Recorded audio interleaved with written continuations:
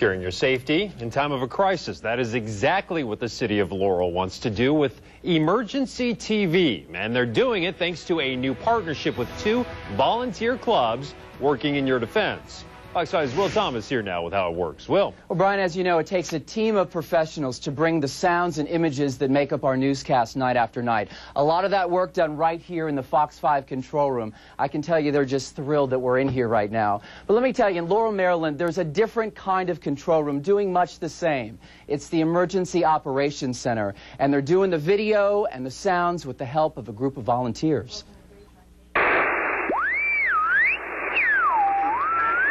Ham radio operators. This is KZ3AB.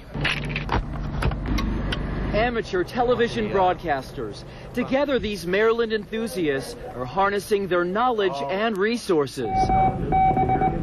It's an effort to improve emergency communications for the city of Laurel. It runs off of batteries and radio waves, so we can do anything with emergency operations. So even in power outages, this equipment is a backup, able to relay real-time images of trouble spots back to Laurel's Emergency Operations Center. Here's a live visual, one of the volunteers in a parking lot. And here he is again, wearing a hat cam during our interview. Like they always say, a picture's worth 1,000 words, so can help them diagnose conditions of things. Helping first responders diagnose conditions. That's what ham operators did after the 2001 tornado that tore through Laurel.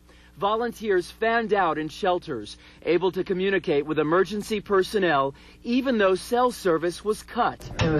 Now the addition of video is able to provide more live information in a time of crisis.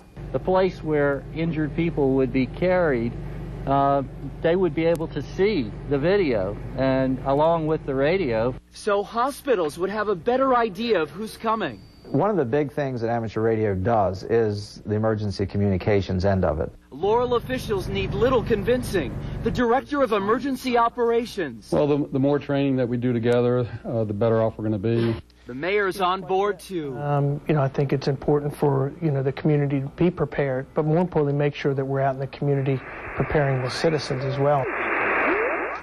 Laurel Regional Hospital is a big component in all of this. The hospital allowed these volunteer groups to build a repeater on the roof that allows the amateur operators in the field to broadcast back to the city officials, even the hospital.